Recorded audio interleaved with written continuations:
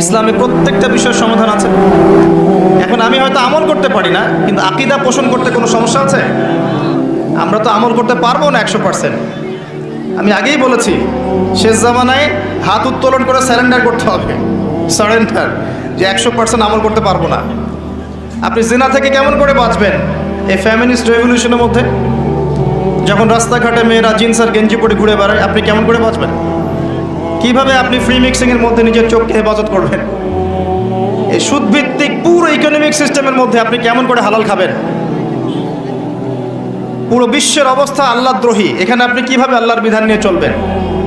তো এটা নিশ্চিত যে এই যুগে আমরা 100% মানতে পারবো না, ইল্লা মাশাআল্লাহ, ইল্লা মাশাআল্লাহ। কিন্তু আকীদা পোষণ করতে কি কোনো সমস্যা আছে? যে কোরআন এবং সুন্নায় সমস্ত বিষয়ের সমাধান আছে, এই বিশ্বাসটুকু রাখতে কি সমস্যা আছে? নাকি কেউ আপনার বিশ্বাস জোর করে কেড়ে নিয়ে যাবে? কেড়ে নিবে? এই বিষয়টাকে কেন্দ্র করে ইসলাম হচ্ছে আল্লাহর কাছে একমাত্র গ্রহণযোগ্য দিন। এর বাইরে কোনো দিন আল্লাহর কাছে গ্রহণযোগ্য নয়। দলিল আল্লাহ পাক সূরা আলী ইমরানে বলেছেন, ইন্নাদ-দীনা ইনদাল্লাহিল ইসলাম। ওলামায়ে কেরাম অনেক আছেন এখানে, আমার চেয়ে ভালো তারা আয়াতগুলো আপনাদের থেকে পড়তে পারবেন। নিশ্চয়ই আল্লাহর কাছে একমাত্র গ্রহণযোগ্য দিনের নাম কি? ইসলাম। আর দিন মানে কি? শুধু ধর্ম না, পুরো জীবন ব্যবস্থা। আল্লাহর কাছে একমাত্র গ্রহণযোগ্য জীবন ব্যবস্থার নাম হলো ইসলাম। ওয়া মাখতালাফা আল্লাযীনা উতুল কিতাব ইল্লা মিন বা'দি মা জাআহুমুল ইলম বাগিয়ান বাইনাহুম। আল্লাহ পাক বলছেন, জ্ঞান আসার পরেও যারা এর বিরোধিতা করছে দুইটা কারণে। ওহী আসার পরেও এর বিরোধিতা করা হচ্ছে দুইটা কারণে। এক, হয় তাদের কাছে পূর্ণাঙ্গ জ্ঞান নেই। দুই, হঠকারিতা, তারা জ্ঞান আছে কিন্তু তারপরে হঠকারী। সিম্পল, আল্লাহর কথা, ইন্নাল্লাহা সারিউল হিসাব, আল্লাহ পাক দ্রুত হিসাব গ্রহণ করবেন ইনশাআল্লাহ। একই সূরার 83-85 নম্বর আয়াতগুলো পড়ে দেখবেন। এই আয়াতটা ছিল সম্ভবত 19 নম্বর আয়াত, যেটা একটু আগে বললাম। ওখানে গিয়ে দেখবেন আল্লাহ পাক বলছেন ইন্নাদ-দীনা ইনদাল্লাহিল ইসলাম। এই আয়াতের পরে 83-85 দিকে গিয়ে দেখবেন আল্লাহ পাক বলছেন, ওয়া মান ইয়াবতাগি গায়রাল ইসলামি দীনান ফালা ইউকবালা মিন। ওই যে 19 নম্বর আয়াতে আল্লাহ পাক বললেন আল্লাহর কাছে একমাত্র জীবন ব্যবস্থার নাম ইসলাম।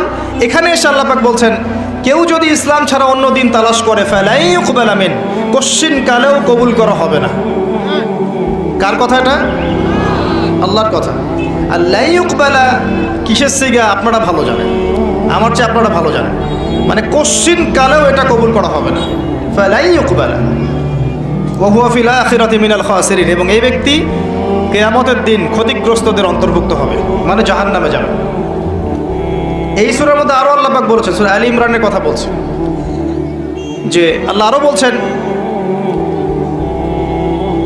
আসমান এবং জমিনের যত সৃষ্টি আছে এই সৃষ্টিগুলো আল্লাহর কাছে আত্মসমর্পণ করেছে। ওয়ালাহু আসলামা মান ফিস সামাওয়াতি ওয়াল আরদি তাওআন আও কারহা ওয়া ইলাইহি ইরজিউন। আসমান এবং জমিনের যত সৃষ্টি আছে আল্লাহর কাছে অলরেডি আত্মসমর্পণ করেছে। আর তোমরা কি আফা হুকমুল জাহিলিয়াতি ইয়াবগুন, তোমরা কি জাহেলি যুগের হুকুম কামনা করছো? তোমরা কি আল্লাহর দিন ছাড়া অন্য দিন তালাশ করছো? এরপরে আসেন নবী মুসা আলাইহিস সালাম একটা কথা বলি। একদিন উমর রাদিয়াল্লাহু আনহু তাওরাত পড়ছিলেন। এই হাদিসটা মিশকাতের মধ্যে আছে, মিশকাতুল মাসাবির মধ্যে আছে। উমর রাদিয়াল্লাহু আনহু কি তাওরাতের প্রতি ঈমানদার ছিলেন? মানে তাওরাতকেই তিনি সত্য মিথ্যার মানদণ্ড মানতেন, এমন কি বিষয়টা? কোন সাহাবী কি আগের আসমানি কিতাবকে সত্য মিথ্যার মানদণ্ড মানতেন, নাকি কোরআন এবং সুন্নাহকে মানতেন? তারপরেও এমনি ভালো লাগা থেকে জাস্ট পড়ার জন্য, রিডিং পড়ার জন্য, কি লেখা আছে একটু দেখি, এই জন্যে। এমন নয় যে ওটার উপর আনুগত্য করতে হবে, ওটা তো আগের শেষ হয়ে গেছে, ওটাকে এখন চলবে? যখন মুসা আলাইহিস সালাম ছিলেন তখন তাওরাতই ছিল হক, ঠিক আছে? যখন ঈসা আলাইহিস সালাম ছিলেন তখন ইনজিল ছিল হক। যখন দাউদ আলাইহিস সালাম ছিলেন তখন কি? জাবুর ছিল হক।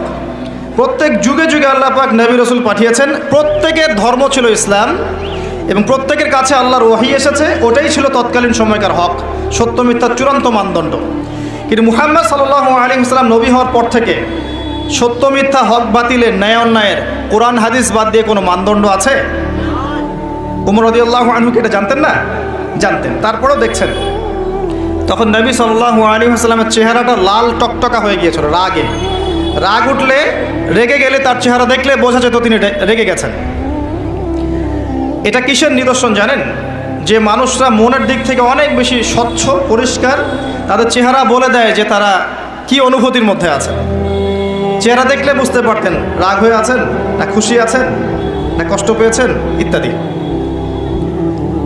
আর আমরা কিন্তু মনের চিন্তাটাকে চেহারায় লুকায় ফেলতে পারি, তার মানে মনের মধ্যে ভেজাল আছে আমাদের।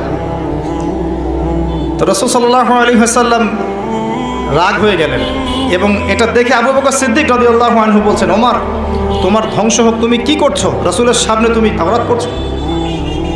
ওমর রাদিয়াল্লাহু আনহু ক্ষমা চাইলেন, ইয়া রাসূলুল্লাহ আমার ভুল হয়ে গেছে। নবী সাল্লাল্লাহু আলাইহি ওয়াসাল্লাম তখন বলছেন, শোনো ওমর, তুমি তাওরাত পড়ছো, লাউ কানা মূসা হাইয়ান, যদি মূসা আলাইহিস সালাম জীবিত থাকতো এখন, তুমি তাওরাত পড়ছো, তাওরাত যার উপরে নাজিল হয়েছে সেই মূসা আলাইহিস সালাম যদি এখন জীবিত থাকতেন, ফাত্তাবা'তুমুহু, আর তোমরা তার আনুগত্য করতে, ওয়া তারাকতুমুনি, আমাকে ছেড়ে দিতে, লা দালালতুম আন সাওয়াইস সাবিল, তাহলে তোমরা সরল পথ থেকে বিচ্যুত হয়ে যেতে।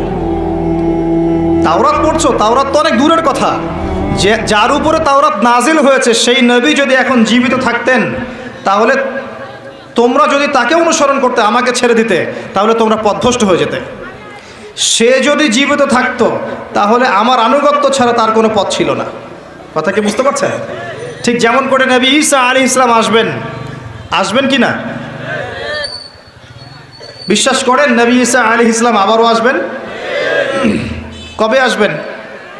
কোথায় আসবেন? কে বলতে পারবেন কোথায় আসবেন? হ্যাঁ, শুকরিয়া। সিরিয়ার দামেস্কের সাদা মিনারের উপরে ঈসা আলাইহিস সালাম আসবেন। কখন আসবেন? যখন মাসিহুদ দাজ্জাল বের হবে। তো ভালো করে বোঝেন, ঈসা আলাইহিস সালাম কখন আসবেন? যখন মাসিহুদ দাজ্জাল মানুষের রূপে বের হবে, মানুষের রূপে, একজন ইহুদি যুবকের রূপে, যার চুলগুলো থাকবে কোকড়ানো, শরীর শক্তিশালী, স্ট্রংলি বিল্ড, এবং তাকে আল্লাহ পাক মানব জাতিকে পরীক্ষা করার জন্য কিছু ক্ষমতা দিয়ে দিবেন। এটা নিয়ে আমি এখন কথা বলবো না, তবে দাজ্জাল আসার পরে আসবেন ঈসা ইবনে মারইয়াম। এতটুকু বলে রাখি, মাসিহুদ দাজ্জাল সারা বিশ্ব শাসন করবে, পুরো বিশ্ব, একটা ছোট্ট দেশ না। মাসিহুদ দাজ্জাল পুরো বিশ্ব শাসন করবে 40 দিন, যার প্রথম দিনটা হবে 1 বছরের সমান, দ্বিতীয় দিনটা হবে 1 মাসের সমান, তৃতীয় দিনটা হবে 1 সপ্তাহের সমান, বাকি দিনগুলো হবে আমাদের দিনের মতোই। কারা ওকে অনুসরণ করবে? উত্তর ইহুদিরা। কারা ওকে অনুসরণ করবে? উত্তর ইহুদিরা। জিউসদেরকে নিয়ে এসে সারা বিশ্ব শাসন করবে। 2000 বছর পর্যন্ত যে জিউসদের কোনো থাকার জায়গা ছিল না, ওরা এখন প্যালেস্টাইন দখল করে ফেলেছে এবং নির্বিচারে অন্যায়ভাবে মুসলিমদের ঘরবাড়ি সম্পদ কেড়ে নিয়ে মুসলিমদেরকে সেখান থেকে বের করে দিয়েছে। যখন বিশ্বই রাশিয়া ইউক্রেন নিয়ে ব্যস্ত আছে, তখনও তারা তাদের এজেন্ডা বাস্তবায়ন করছে। বিশ্ব মিডিয়া এখানে চুপ, এখানে ওদের মানবতার ধ্বজাধারীদের কোনো কথা থাকে না। যারা মানবতার সংজ্ঞা শিখায় তারাই হচ্ছে অমানবিক, যারা মুসলিমদেরকে মানবতার সংজ্ঞা শিখায় তারাই মুসলিমদের সাথে এখন অমানবিক।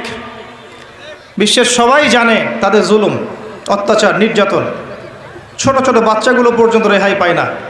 এরাই দাজ্জালকে অনুসরণ করবে এবং দাজ্জালের সাথে এরা বিশ্ব শাসন করবে। তার মানে আস্তে আস্তে আস্তে আস্তে এরা আরও শক্তিশালী হবে, পুরো আরবকে কন্ট্রোল করে ফেলবে, পুরো মানব জাতিকে নিয়ন্ত্রণ করে ফেলবে। এটা দেখে নিয়েন। কিন্তু এটা চিরস্থায়ী হবে না, এটা সুখের কথা। এটা চিরস্থায়ী হবে না। যখন মাসিহুদ দাজ্জাল বের হবে, তারপরে ঈসা ইবনে মারইয়ামকে আল্লাহ পাক পাঠাবেন। ঈসা ইবনে মারইয়াম আলাইহিস সালাম তিনি প্যালেস্টাইনের বাবেলুদ নামক জায়গায় মাসিহুদ দাজ্জালকে হত্যা করবেন, হাদিসে লেখা আছে। আর দাজ্জাল কখন বের হবে?